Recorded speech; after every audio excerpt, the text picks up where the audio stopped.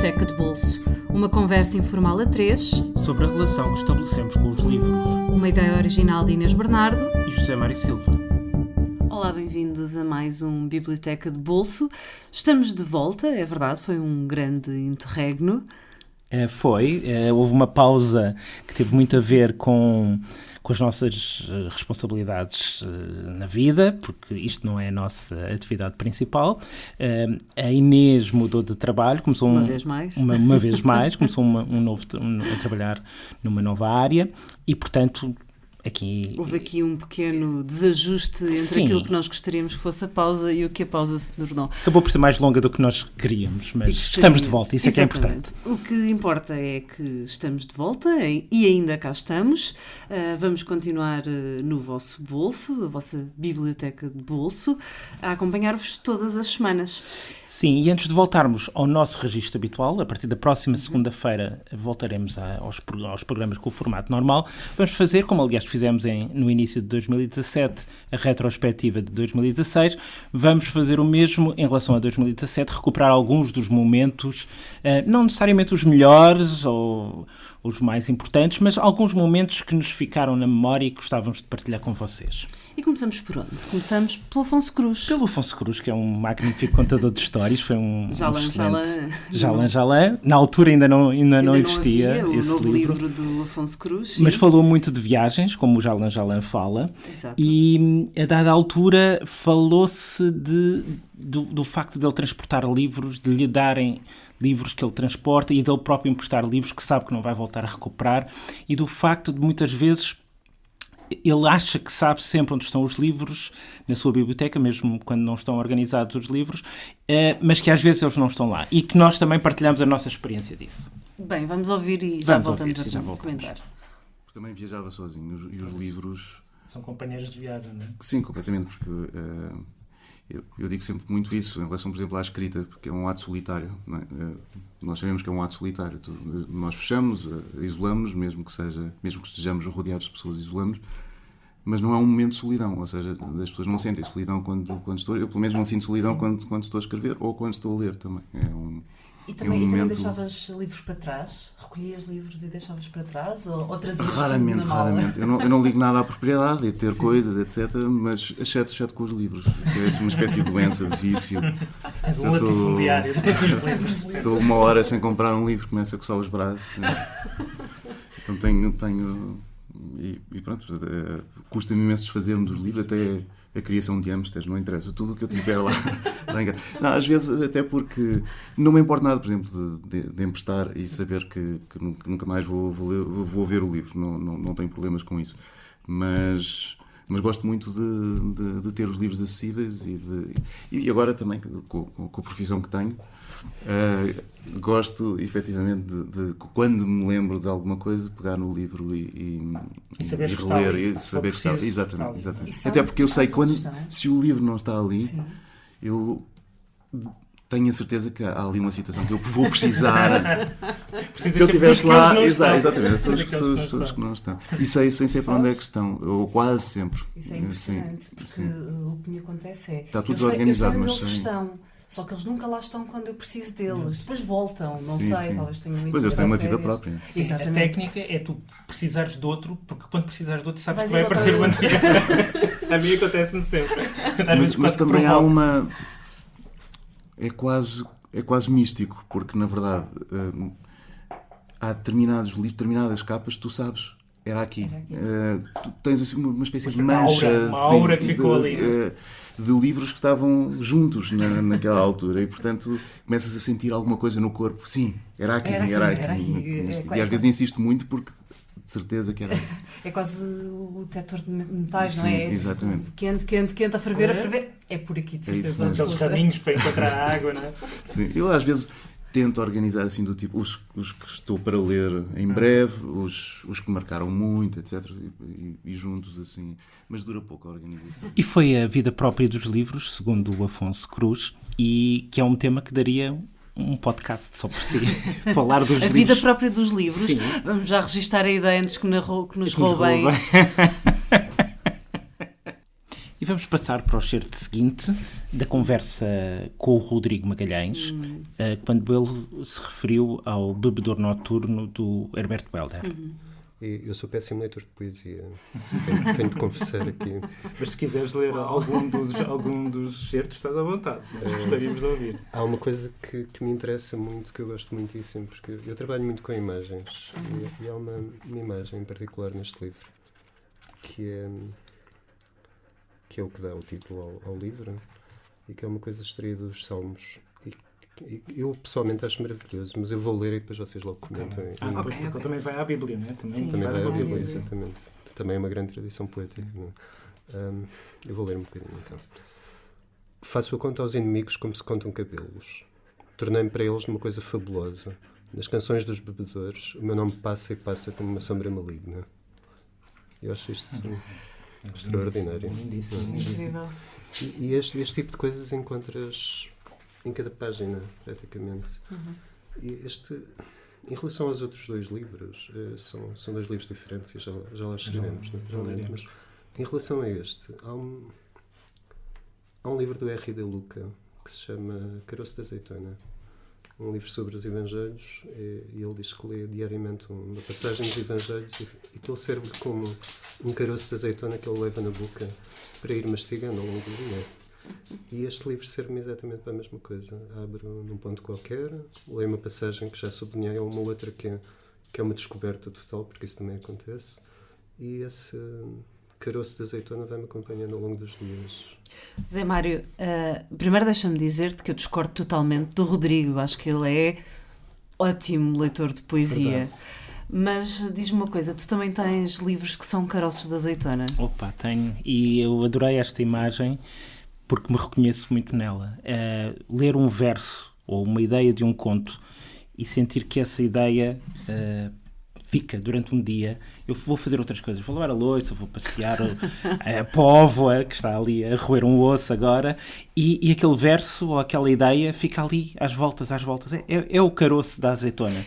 É disso que se fazem os grandes livros, não é? De caroços de azeitona, quando lemos um grande livro e de repente há imagens, como o Rodrigo falava, imagens, palavras, frases, versos, que ressoam dentro de nós e que ficam ali a ressoar. Completamente. E para além disso, acho que é particularmente bela a imagem, porque já não é a azeitona, mas o caroço da azeitona é o centro. É o centro, é o fulcro, é o que fica. E é a futura semente. Exatamente, é a futura semente para uma nova azeitona. Uma nova oliveira e novas azeitonas. Novas ideias e novos versos, etc. E agora com isto tinham uns termossos e umas cervejas, mas se calhar passamos ao próximo excerto. Se calhar passamos.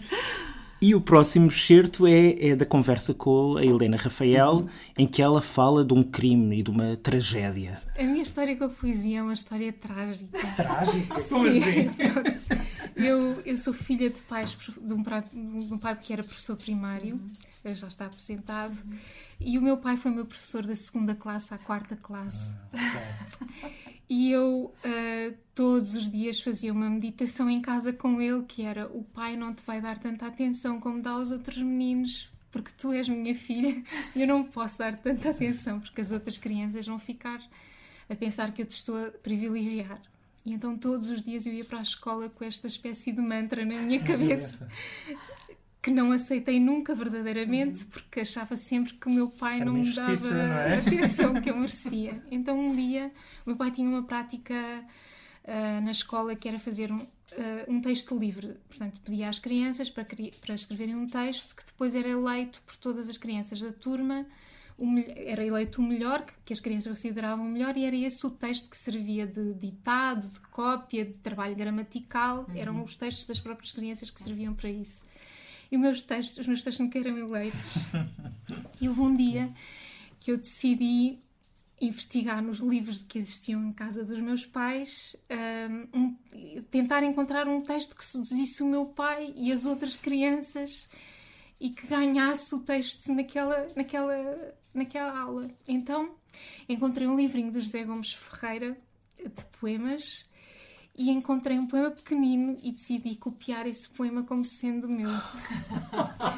Com a ingenuidade de uma criança de 8 anos. Nem sequer sabias o que era o plágio. Nada. Não. E, portanto, e achei que o meu pai iria achar aquele poema infantil e da minha autoria completamente ajustada à minha idade. E assim foi. Copiei o poema foi eleito e ganhou o texto de livro do dia. Eu trouxe esse poema, eu não trouxe a edição porque tenho a edição na casa dos meus pais. É um poema muito pequenino e diz assim: Nunca encontrei um pássaro morto na floresta. Em vão, andei toda a manhã a procurar entre as árvores um cadáver pequenino que desse o sangue às flores e as asas às folhas secas. Os pássaros, quando morrem, caem no céu. É lindíssimo. Mas nunca seria uma criança de 8 anos a escrever um poema destes. E então eu passei uma semana terrível essa semana porque eu sabia que tinha mentido ao meu pai e que tinha de lhe confessar esse crime. E então houve um dia, um pequeno almoço, um sábado, que cheguei ao meu pai com o livro na mão a tremer e disse-lhe: pai, passou-se isto assim. Eu copiei o poema de José Gomes Ferreira e disse que o poema era meu. E o meu pai disse-me: eu sabia que o poema era de José Gomes Ferreira, deixei de ganhar o texto e estava à espera do momento em que tu me dirias o que é que se tinha passado. E pronto, lá me deu a lição moral que tinha de dar naquele dia, que eu não devia ter feito isso. Eu expliquei-lhe as razões pelas coisas que tinha feito e pronto, e então a nossa relação aprofundou-se nesse dia. Ele desculpou-me, eu confessei o meu crime e a partir daí, portanto, a minha procura da poesia iniciou neste momento e a partir daí tornei-me uma grande leitora de poesia. Nunca mais ousei escrever. Crime da tua aproximação à poesia quase criminosa. Exatamente. Samara, é uma história trágica, muito trágica, mas muito divertida. É, muito irónica também. Eu identifico-me um bocado com a Helena, porque os meus pais também eram professores do primeiro ciclo. Felizmente nunca foram meus professores e eu também não queria, senão iria sofrer tanto ou mais quanto Nunca a Helena. tiveste a tentação de copiar um poema para os impressionar? A eles talvez tenha tido essa tentação, mas acho que não me lembro de ter cedido alguma vez a essa tentação Não de copiar. cometeste o crime? Não cometi crime. Nem tiveste que te arrepender? Não. Eu acho que aos 8 anos é desculpável. Pois. É desculpável. Mas... Quando se é mais velho já é menos desculpável. Já, mas pronto, a Helena depois aproximou-se da poesia e não voltou a isso copiar, é que é importante. não voltou a assumir uma coisa que não era dela. Portanto, isso é que importa e é uma grande leitora. É uma grande leitora e foi muito sincera e contou-nos esta história abrindo o coração e foi de facto um momento que a nós nos tocou muito. Sim, e também a desculpámos, na realidade. realidade. E a desculpámos, é verdade. E o próximo? Vamos passar agora para um fragmento da conversa com o João Rodrigues, sim, editor da Sextante. Sabes que o João Rodrigues, e antes de ouvirmos o certo, queria só dizer isto, uma das coisas mais interessantes que temos tido é também esta liberdade das pessoas, como a Helena também disse de cor, quase de cor, ela estava, tinha o poema à frente, mas disse quase de cor o poema, e o João penso que também lê um certo do seu livro favorito, não é? Que é também o princípio do livro. É também um dos grandes momentos do programa. Vamos ouvir, Sim, é o livro, convém dizer, porque isso não aparece no certo, Deus Nasceu no Exílio, do Vintila Oria. Este livro é um livro sobre o exílio do Ovídio em Tomos, que hoje é Constança. É uma cidade que hoje se chama Constança na Roménia atual, no Mar Negro. Portanto, o Ovídio é exilado pelo Augusto para os confins do Império, onde uma zona completamente selvagem para o Ovídio, não é? Onde ele vai ter que viver até ao fim da vida. Aí morre e aí escreve uns textos absolutamente extraordinários, não é? Sobretudo as cartas Tristia, que são as cartas de exilado digamos, absolutamente clássicas e, digamos, marcantes da literatura mundial. E marcadas também pelo ressentimento. Sim, e marcadas pelo ressentimento, sim. Portanto, o livro é muito belo. Também há aqui uma tonalidade, digamos, há aqui um erotismo subterrâneo, digamos, há uma solidão de um homem, um erotismo subterrâneo, descoberta há duas mulheres que o acompanham neste exílio, que estão lá, digamos, uma prostituta e uma empregada, uma criada dele, que ele ama, de facto, durante esses tempos em que está lá e de quem precisa. E é um livro, eu lembro-me perfeitamente, que me despertou para, digamos, o entrelinha erótico que existe em certas situações e que eu nunca tinha percebido. Lembro perfeitamente disso. Nunca tinha percebido em leituras anteriores. Digamos. É uma, portanto, esse sentimento profundo que acompanha este livro todo pronto, é evidente que o Oria está aqui, mas eu nem na altura em que li este livro originalmente não liguei muito a isso. Eu gostava muito. A voz é do Ovídio, não é? A voz é do Ovídio, é ele que está a narrar. Este começo é absolutamente fantástico, não é? Fecho os olhos para viver. Ele odeia Augusto. Fecho os olhos para viver, para matar também. E nisso sou o mais forte, pois ele, isto aparece sempre em itálico, só os fecha para dormir e o próprio sono não lhe traz nenhum alívio. O livro começa assim e depois, enfim, fala, quando termina este bocadinho, diz: fecho os olhos e mato, como estas cenas me parecem presentes, mais vivas e mais claras do que a própria lembrança da tarde de hoje. Fecho os olhos e vejo. Eu sou o poeta. Ele não é senão o imperador. Portanto, é também um elogio do Ovídio e da criação, digamos, e do poeta face digamos, ao mundo terrível e opressor. E, portanto, apesar de tudo, eu acho que é inevitável perceber que é um livro. É estranho para o Vintilória, mas isso também responde um bocado. É um livro contra a opressão, digamos, contra a não cultura do imperador, digamos, o desprezo pela cultura do imperador. Este exemplo, este excerto, mostra-nos um aspecto que eu acho que é interessante neste podcast, que é ouvirmos os editores. Os editores raramente falam, ou temos o privilégio de os ouvir falar sobre os livros. Ouvimos os críticos, ouvimos os escritores, mas isto é a visão do editor, alguém que acompanhou a tradução, todo o processo de fazer o livro, e nota-se aqui essa paixão não só pela literatura, mas também pela linguagem, neste caso pela história do próprio autor, pela história que é contada, que é a história também de um escritor. E é um privilégio podermos ouvir a paixão dos editores. E é também a paixão pelo livro que o fez escolher este livro, não é? Portanto, é também uma outra paixão, não é só o do trabalho de edição em si, já em termos de acompanhamento da tradução e da edição em português, mas a montante disso, a paixão que o leva a escolher este livro para ser editado no seu catálogo. Exatamente. Não é? Nós estamos aqui a colher pequenos fragmentos, mas vale a pena ouvir o programa todo, até porque vale a pena ouvir tudo. Mas um dos aspectos que o João refere em relação a este autor romeno é que é um autor fascista, é um autor que está nos antípodas ideológicos do próprio João. E ele publicou-o reconhecendo que era politicamente aquela figura era execrável, mas que foi um homem de uma grande cultura e de uma grande sensibilidade literária, e que o livro em si, independentemente do homem que o escreveu, é uma obra de arte belíssima, que merece ser partilhada pelo maior número de pessoas. E isso também mostra uma nobreza que deve fazer parte deve ser um dos atributos dos editores. E por falar em entrelinha erótica, de que falávamos logo de que o João falava logo no início do excerto, passamos para outra entrelinha. Não é muito entrelinha, é bastante explícita. Erótica, com a Carla Oliveira. Com a Carla Oliveira, que é outra editora. Exatamente. Outra editora, que fala aqui da insustentável leveza do ser, do Milan Kundera. O livro causou um impacto bastante forte e eu acho que ou em termos individuais, tem menos a ver até com as questões políticas e sociais que o livro levanta, mas mais a ver com a relação de amor e desejo entre estes 4 personagens. A Teresa, o Thomas, a Sabina e o Franz. Sendo que é engraçado que eu não me lembro muito do Franz. É um personagem que não ficou na minha cabeça.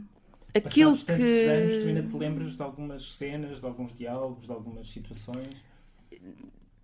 Lembro-me, bem, sobretudo lembro-me do Thomas com a Sabina. Sim. Lembro da imagem dela no espelho, das roupas ou da lingerie que utilizava, daqueles ambientes todos muito sensuais, do chapéu de coco dela, não é? Ninguém se esquece do chapéu de coco. Lembro-me das imagens deles no campo, A Teresa e o Tomás tentam ter ali uma relação quase mais normal, porque ele de facto era um libertino. Mas foi um livro que me marcou muito por isso, por questionar uma série de coisas em relação a nós, em relação aos nossos desejos, em relação à forma como nós processamos os sentimentos e o desejo quase animal, como é que isto se gera, como é que isto se junta, como é que isto se separa, como é que cada um deles...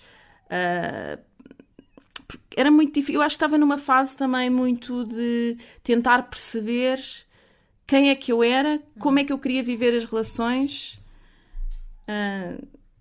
Também estou para aqui a dizer coisas muito íntimas.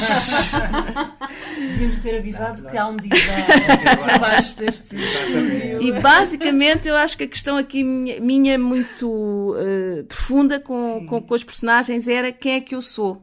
Eu sou a Teresa ou eu sou a Sabina? Ou eu posso ser as duas? E será que existe uma relação com alguém onde se possa ser estas duas mulheres? Isto por um lado. Por outro lado, tentar perceber, não sei se acontece isto com todas as mulheres, mas acho que é evidente que não podemos pensar que os homens são mais libertinos que as mulheres e por aí fora. Mas é um bocadinho perceber esta coisa muito... o que é isto? O animal, o libertino... mas as minhas perguntas aos 20 anos era: mas ele gosta da Teresa, porque é que ele entra pela janela da outra senhora e precisa assim tanto deste sexo assim, animal e por aí fora. Pronto, e essa foi uma das questões que ficou... Foi um livro que depois ficou a ressoar em ti ao longo dos anos, ou seja, nas várias situações da tua vida lembravas-te de... Lembrava-me sempre delas as duas. Lembrava-me sempre muito delas as duas. Amigas, pessoas também. Também foste sendo uma e outra. Também. Também fui conhecendo uns Thomas. E é isso, e do Franz não me lembro muito. Eu lembro mais deste triângulo amoroso. E delas as duas também. Foi um livro que delas se conhecerem e de haver, na realidade, depois de haver ali uma relação também muito interessante entre elas e entre eles os três, e como é que estes triângulos, ou estes, não, era mais um quadrado, porque o outro também, como é que são possíveis e como é que podemos gerir isto, porque não sou uma pessoa com fronteiras muito rígidas, digamos. Teresa, Sabine, umas vezes Teresa, umas vezes Sabine. Nós temos de começar a avisar os nossos convidados de que realmente há um divã aqui, não é? Porque eles começam-se a entusiasmar. Pois às tantas arrependem-se quase. E às tantas dizem: ai caramba, que eu já estou a dizer demais. Este fragmento fez-me lembrar a nossa conversa com a Bárbara Bulhosa, que a dada altura falou da relação que tinha com a Ana Karenina e com a figura da Ana Karenina. A atração, mas às vezes também uma certa irritação com as decisões que ela tomava, quase como se levasse a peito, como se fosse uma amiga de quem ela se pudesse queixar. Exato. E aqui há um envolvimento, e é muito curioso, como se estas figuras, que eram personagens inventadas pelo Milan Kundera, são muito reais, e foram muito reais na vida da Carla, não é? Não, e faz-me lembrar, quer dizer...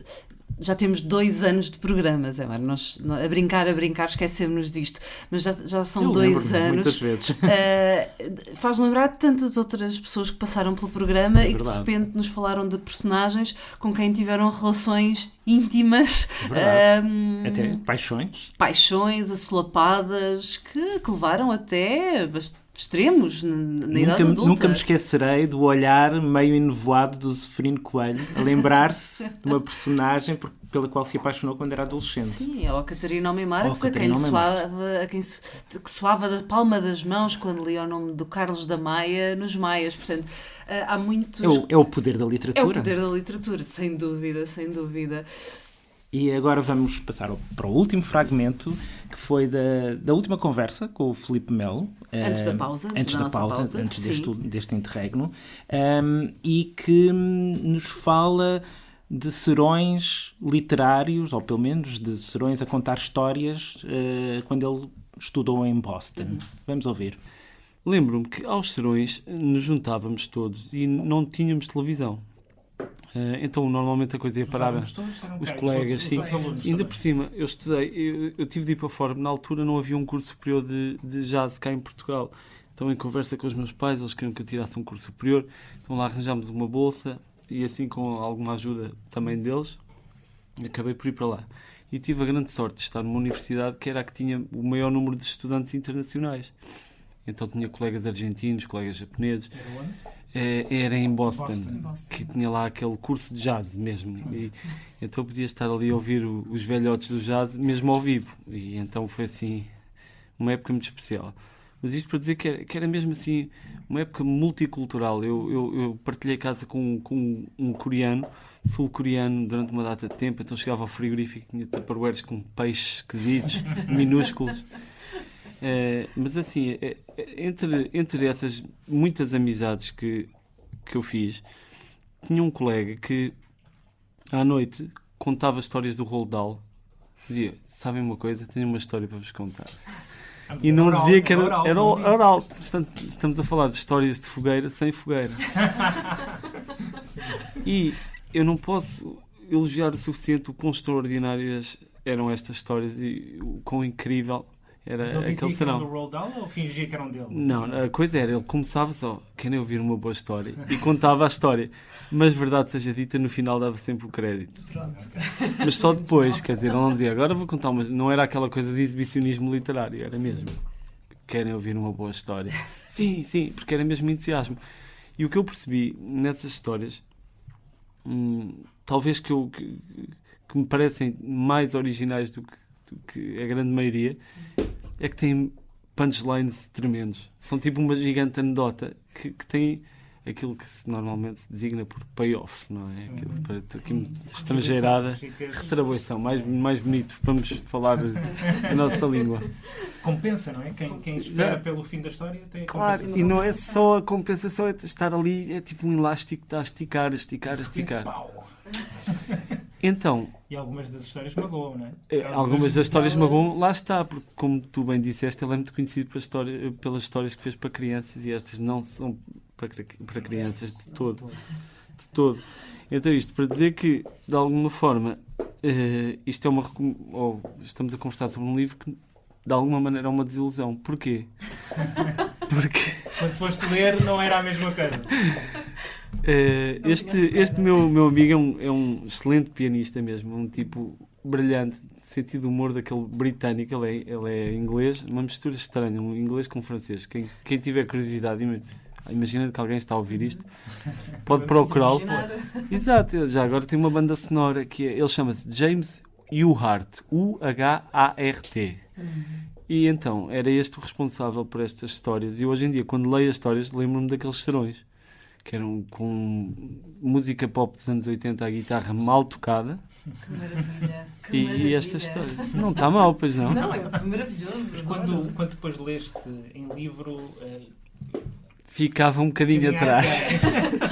E bom, eu fiquei com pena de não estar, de não ter sido um dos alunos que estavam naqueles serões, de uma fogueira, de conversa à volta da fogueira que não existia. Exato. Não é? Não, porque a literatura também pode ser isto, não é? Contar uma história à volta de uma fogueira imaginária. Sim, de certa maneira, às vezes é o que nós fazemos aqui também, não é? Estamos à volta de uma fogueira que na realidade é um microfone. E esta ideia também de que, às vezes, quando contamos ou partilhamos a imagem que um livro nos deixou, isso é mais interessante às vezes do que o próprio livro. Sim, sim. Ou melhor, quem nos ouve e vai à procura do livro, se calhar encontra menos no livro do que na nossa história, porque também nós acrescentamos coisas aos livros. Quem conta um conto, inevitavelmente, vai acrescentar um ponto. Tu foste à procura do James Uhart, não é? Fui. E descobriste que ele tem um SoundCloud recheado de coisas. E com músicas, de facto, muito boas. Sim. E pronto, quase que tinha vontade de partilhar aqui um bocadinho, mas bom, seria estar a apropriar-me de material sem autorização, o que nunca é correto. E, portanto, sugiro que procurem. E, de facto, vale a pena. Fui ouvir, segui o conselho do Filipe. E tal como vocês seguem os nossos conselhos, nós seguimos o do Filipe e espero que sigam os nossos e os do Filipe também. E Para rematar, o Filipe dizia que o amigo começava as histórias todas as noites a dizer: querem ouvir uma boa história? E eu acho que temos de começar a mudar a nossa introdução para: querem ouvir uma boa conversa? Então fiquem por aí, deixem-se estar, que nós vamos conversar.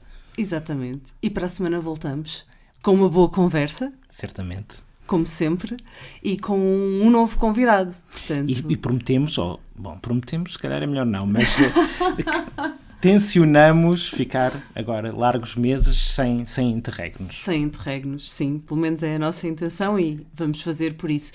Para vocês que estão desse lado, obrigada por nos estarem a acompanhar nestes 2 anos de trabalho, que têm sido muito bons. Apesar de realmente ser um hobby nosso fazer o Biblioteca de Bolso, mas continua-nos a dar gozo como se fosse o primeiro. E queremos também agradecer-vos, acho que nunca é suficiente, são mais de 3.000 ouvintes espalhados pelo mundo que nos seguem e que nos acompanham, e gostamos muito de receber as vossas mensagens. E mesmo muito. Nós sabemos que às vezes não somos tão rápidos quanto gostaríamos a responder ou a dar feedback, mas estamos a dar o nosso melhor e acreditem que não ficam por... E estamos de volta. Por lidas, e estamos de volta novamente. Portanto, para quem nos ouve, obrigada, e para a semana regressamos com um novo convidado. Continuem-nos a seguir no facebook.com/biblioteca de bolso, no SoundCloud, no iTunes. Não se esqueçam também de deixar lá as estrelinhas, os comentários, as sugestões, as críticas e tudo mais que se lembrarem. Até para a semana. Até para a semana.